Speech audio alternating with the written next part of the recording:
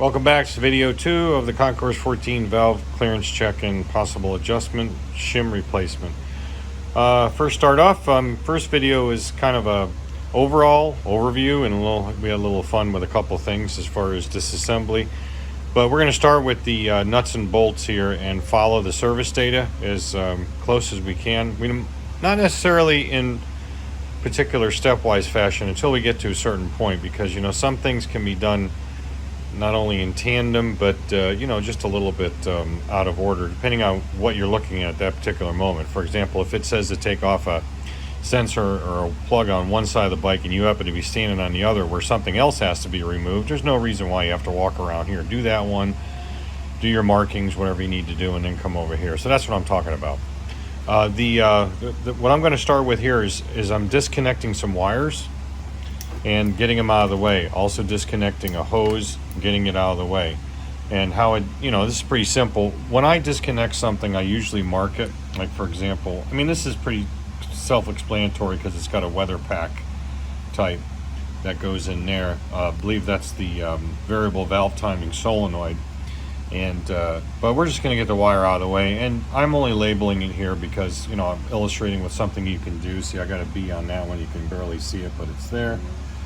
And this is a plug for, I haven't traced it back, I'm not really sure, but could be fans or something. So I got A there, and the match is, where'd it go? It's hiding back here. So there's A. This is a good practice because then there's no chance of you screwing it up, really. And you can mark them any way you want, 1, 2, 3, 4, alphabetically, it don't matter.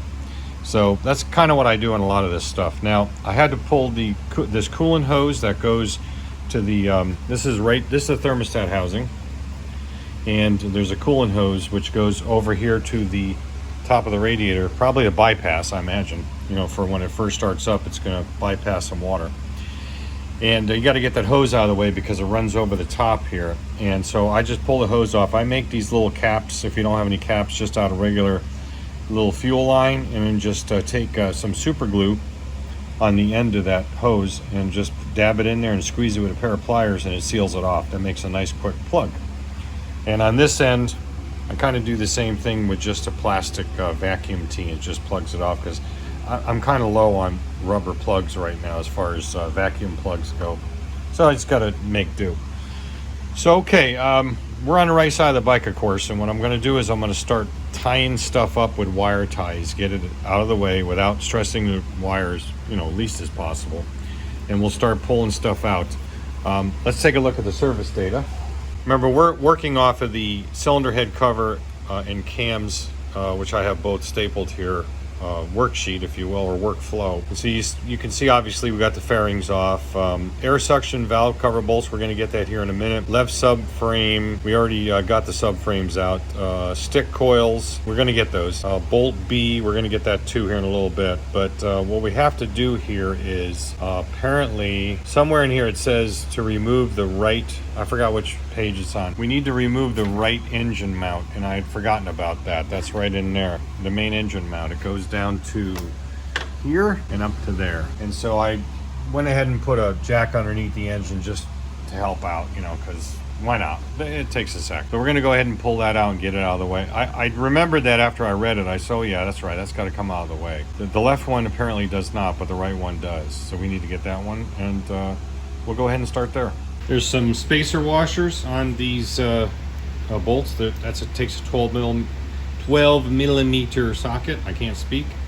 And so don't lose those. There's only 2 of them up here, 2 on the top, and then the one that goes in the motor. The one I put in the cap bolt that I didn't need to do because I forgot. But anyway, we'll go ahead and get the engine mount out here, and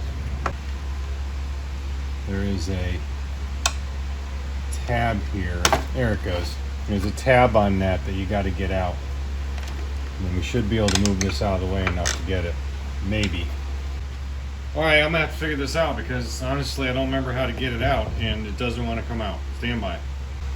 This coolant hose runs underneath here, right next to the engine. They call this an engine bracket, right engine bracket. So I'm going to displace that off at the top of the radiator and stick it up here for now. Now with that does is it gives you no obstructions pretty much, except for there is a wire here, but that's the one we previously disconnected, which we can slide out to the right as well. Get it out of the way. Now, I think the way we do this, and I looked in the service data, there is no guidance on taking this thing out. And a lot of times they'll do that. They'll just say, take this out, and you got to figure it out yourself, and that's fine. There's nothing wrong with that, but it'd be nice if they gave you a little room to do it. I think if you rotate the bracket around 90 degrees and displace the plastic a little bit, we should be able to get it out. Yep, barely, but we got it out. My God, that is tight in there. Like I said, folks, this is not an easy job. This is a very, very intensive, difficult job. Impossible, but it's pretty difficult. Basically, now we got that out of the way. I'm gonna go ahead and tie those up as I said before. Come back and we'll start digging a little further. All right, let's see where we're at.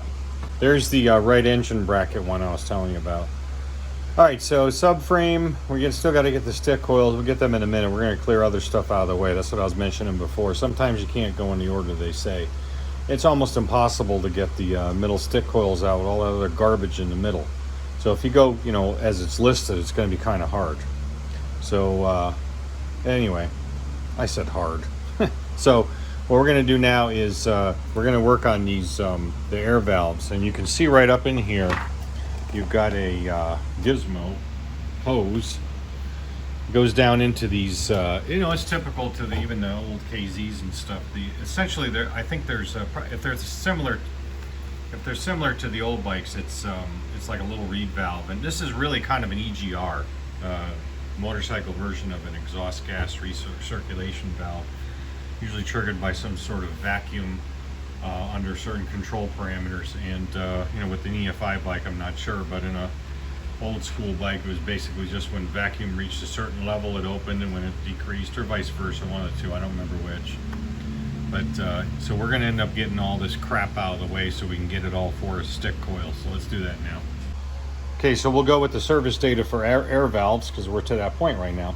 So we've already done this part. And so we're going to remove the air switching valve with the hoses C air switching valve removal. Well, air suction valve, but right down on the next page we got air switch valve.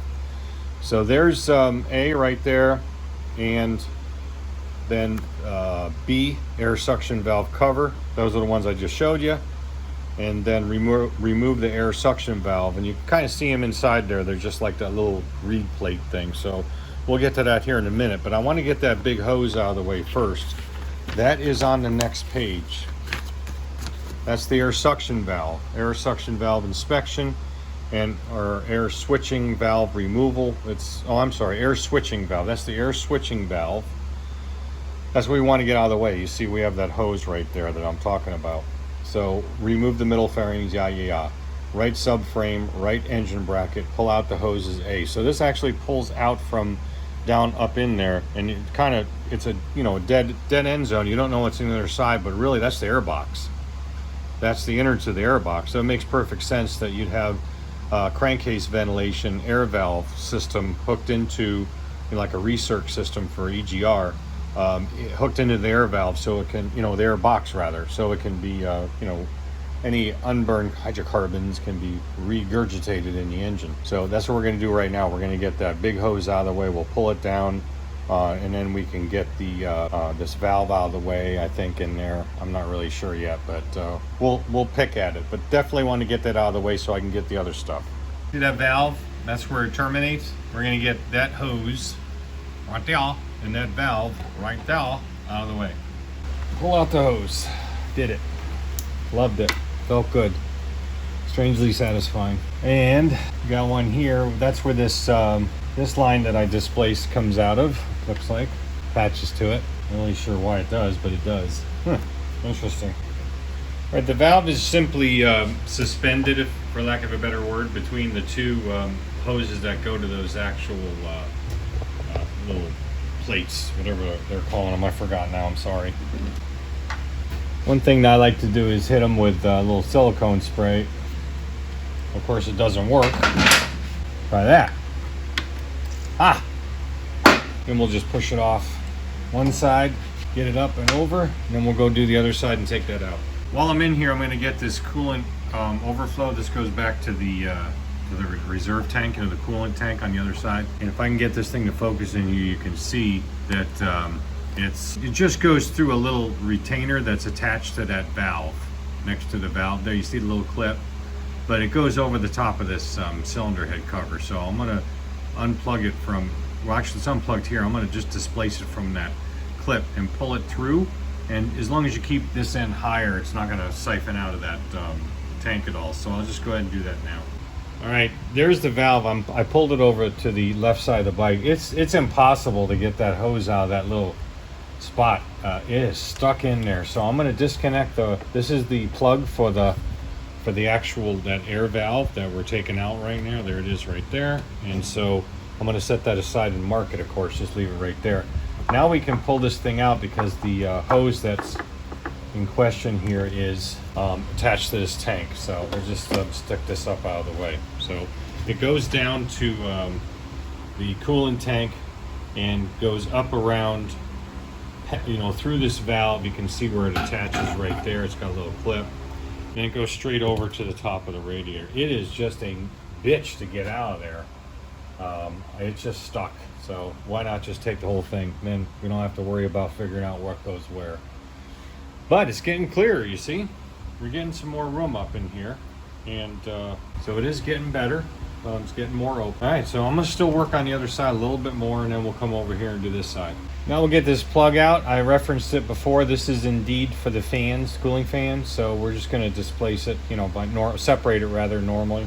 There we go. And this is another one of these weather pack type connectors. So you just want to be careful with them.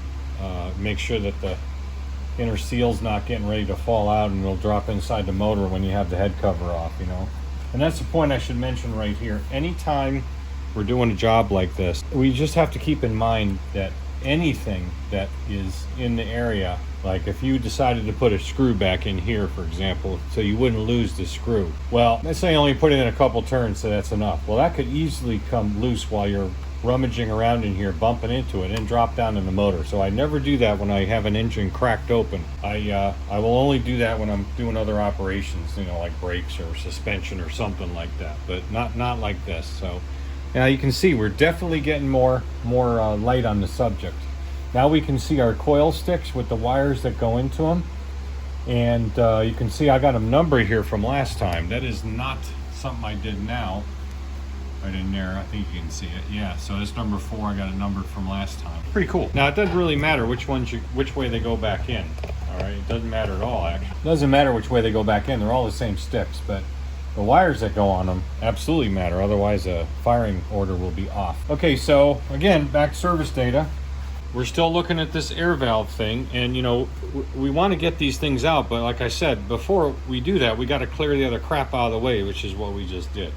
So now we can actually do that. So we're going to get these guys out in here, and then take these guys out from inside of it, and they are called air suction valves. Okay, and like I said, they're real typical to you know, what you find in virtually any, you know, Japanese motorcycle of any year. You know, they've all had something like this, whether it's just venting into, I don't know, wherever, or it's part of like an exhaust gas recirculation system. Keep in mind there is one of these wire retainers on the top of that back cap bolt. So another way to do that is just put an X there, and it's just kind of a reminder that something goes there besides the fastener, because I got CRS and can't remember shit. Let's take these out. The 5mm Allen on these cap bolts. Yeah, and some of them are tight. I love these little ratchets that have the 1/4-inch hex for a bit like this on one side and a 1/4-inch square for a regular socket on the other. These things are awesome. But again, this is a loose cannon, so even with nothing opened up in here, if you don't see this fall, like the last cap bolt you're taking out, it comes off, you don't notice, and it's laying in there, and all of a sudden you take the head cover off and twist it the right way, it goes down in the engine, or certainly into the top of the valve train area. So it's anytime you have any tools in there, especially teeny tiny ones, just pay attention and be very cognizant of what you're doing and account for everything. When you stick a tool in here, you account for it when it comes out. It's the only way to be certain. Saves you a lot of mental anguish. This is what those valves look like. This is the one from the left side. Tell because there's an L on it. And they go in like this. So with these removable parts, you know, these little valves themselves, these would be the cover. These would be the covers, of course, and these would be the valves. The valve itself goes in like this. So this is up, that's down. So just keep that in mind. Okay, so the other thing that I do when we get to a point where we're starting to take off some hard parts is to bag them and tag them, because organization is your friend in a job like this. Bag them and tag them. All the fasteners and any doodads that go along with them, we're gonna go ahead and bag them and tag them. Back over on the left side, what are I gonna do? Okay, so I got a couple of, I already unplugged this big Famunga. You don't need to label that, it's the only one. And yeah, and I got the I got the throttle cables out of the way. They're tucked up in here. You don't need to see those. You don't need it. So now what we want to do is separate some more plugs, and we're going to label some stuff. I'm up to C, letter C, so I'll put this one D. This little guy right here, that guy here is actually the plug for this air valve. You can label if you want. I'm going to go ahead and put AV on it. All right, where are we at? Okay, so we got the valves off. Now the next thing, let's look at service data. So I'm checking off everything that we've done so far. The only thing that we haven't at this point is the stick coils, bolt B, and the inlet cam positioning sensor. And I'll show you what that is. Bolt B actually is the bolt that holds that down. Right there is the cam inlet, and that's of course the intake valve side. Cam positioning sensor. A little bolt behind it we got to get out, and then we pull the sensor out and just set it over to the side. I don't remember if I can take a plug out on it or not. I don't think so.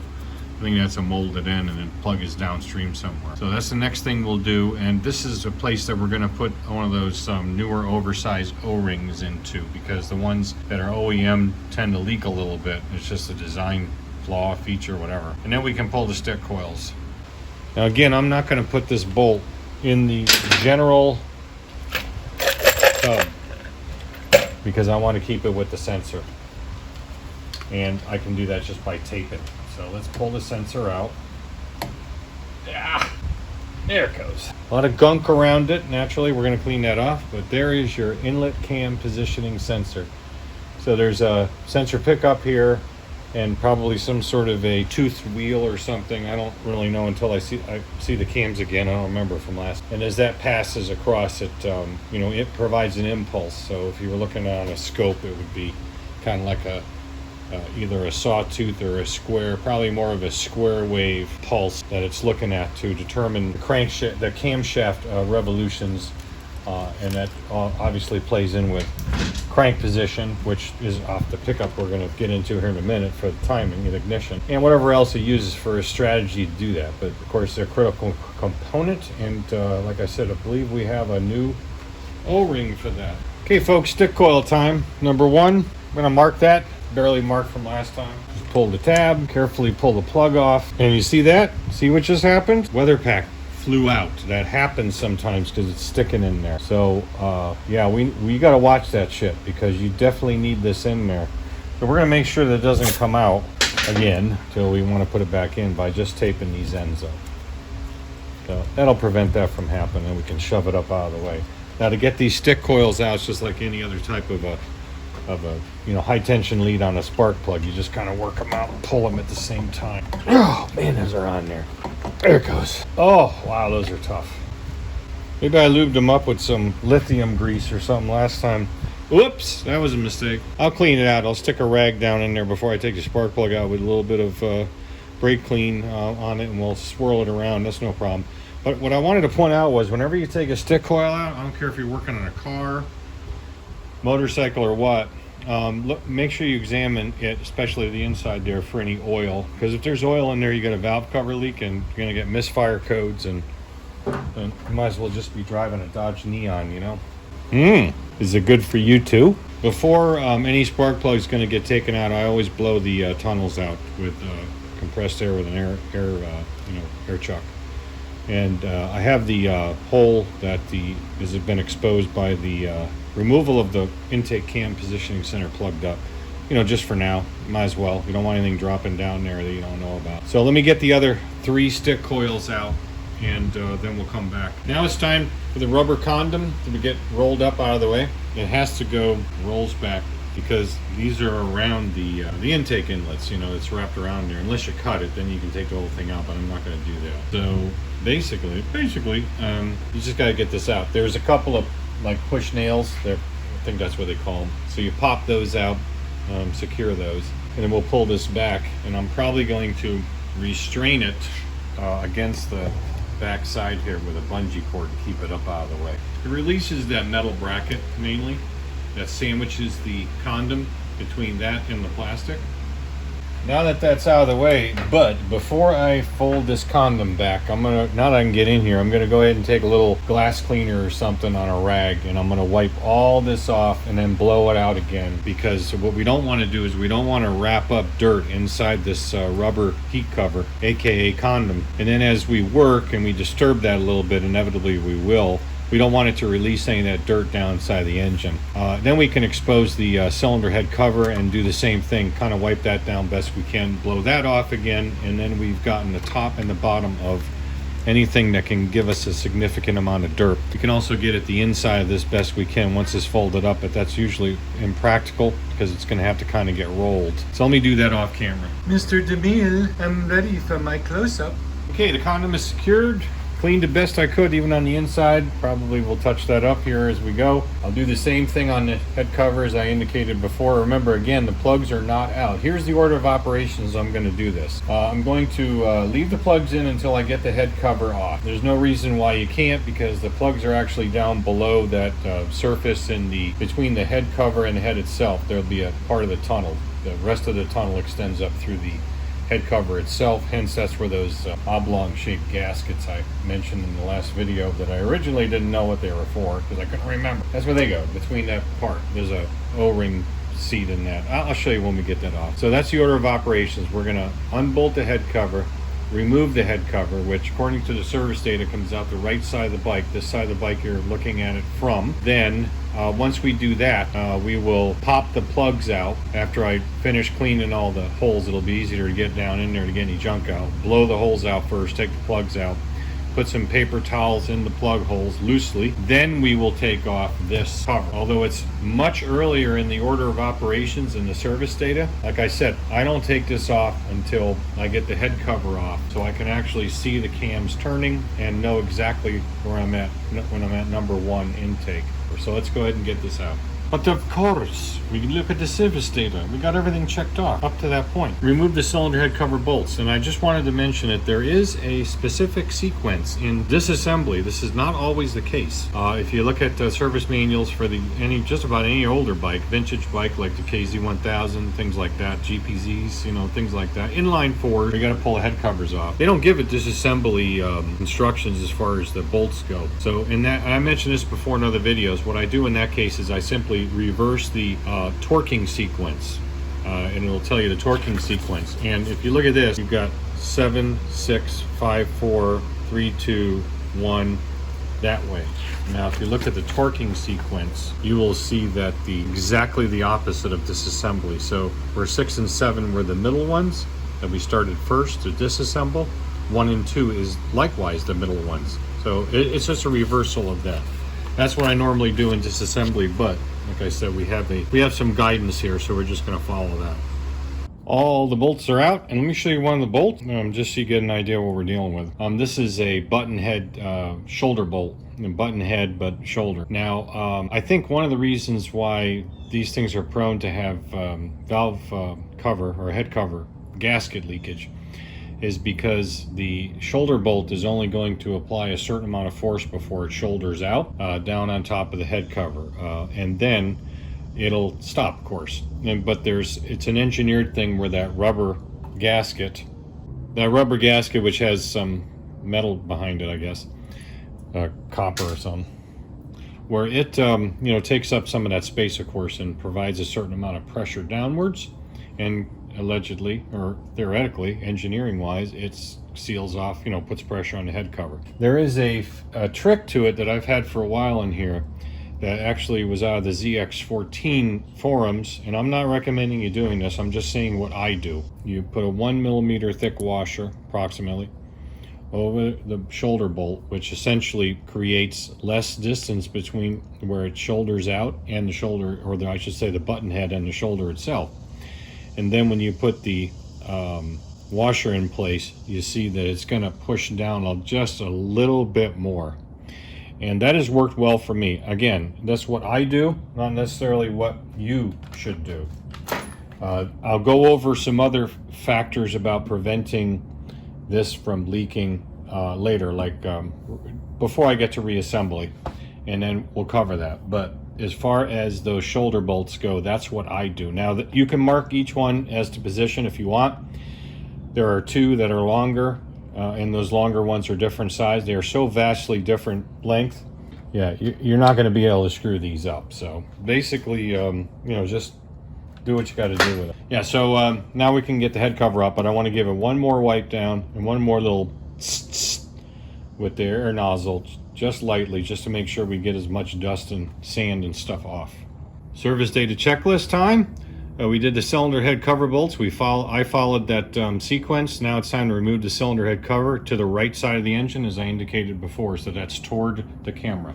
Now these can be really tight. And also, by the way, there are a number of dowel pins. These was what make me nervous. You just got to be really careful of that and kind of keep your eyes and ears open. If you hear something go ding, then you got a problem. Now, sometimes you got to beat these off, but not this one. There it goes. It's sticking to the goo, which I'll go into later on, like I said, how I do it.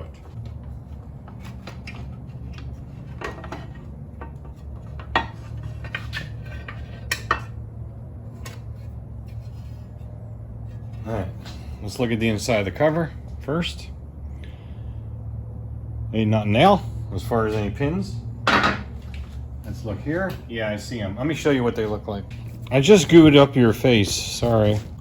There's your knock pins, or not knock pins. There's your locating pins, 1, 2, and 3, 4 over there. You see them? So we know that those are secure. I'm gonna check and see if they're loose. If they're loose, I'll take them out and put them back in. I do have a set of special pin removal tools. If they are semi-loose, I'll use the tool, just take them out, but if they're tight, I'm just going to leave them. Let's take an overall look what we got. Okay, so as I said before, there's your cam chain, there's the top of the tensioner. Sometimes you'll find in a cylinder head cover, like on a KZ, GPZ, things like that, the actual cylinder head cover has a rub bar that is part of the tensioner mechanism. And the only thing you have to keep in mind in those is you don't want to put the tensioner back in until you put the head cover on, because otherwise you'll have a straight cam chain like you see this one. It'll be in the middle, of course, on those, and then you'll end up, it'll be tight and it won't release, and then you'll put a head cover down that's actually pushing on the chain, and you can snap the chain or damage it at least. This one we don't have to worry about it. It's self-contained. So, but you can see this is what we got to work with. You know, it's not terrible. It's just getting to it is the pain in the ass part. Once you get the head cover off and, you know, everything else loose that you want, then it's pretty good. All right, so we already went over the checklist for the service data, so we're good there. The next time we'll use it, if we need it, is when we do the, if we have to pull a cam. But at this point, I'm going to follow that order of operations I mentioned before. I'm going to finish cleaning out those holes after I take any of the loose gaskets off. You know, anything that's loose, pull them out, toss them to the side. And then I am going to clean out those tunnel holes a little bit better, pull the plugs, refill the holes with some paper towels loosely, then we'll pull this cover off and then we'll bar it over. I'm going to come back when we're ready to do that. Well, changing plans. I got everything covered up. We're going to go ahead and terminate video number 2 here. It's getting long enough anyway, and it's raining cats and dogs, and it's thundering. And speaking of dogs, this guy is not happy about it. I'm going to take care of him for a little while. Plus, I got to go to the store and get groceries and make dinner for tonight. So that's going to be it for 2. As always, thanks for watching. Don't forget to subscribe, ring the bell. You get notified when I put another one up. Video 3 will be coming up shortly, where we clock this thing around to the appropriate place, which clocks the cams. Then we're going to measure some clearances at each cam lobe for each cylinder, for intake and exhaust, and we'll figure out what we got to do. So you know what to do. I already told you. So again, thanks for watching. We'll catch you on the next video. Take care.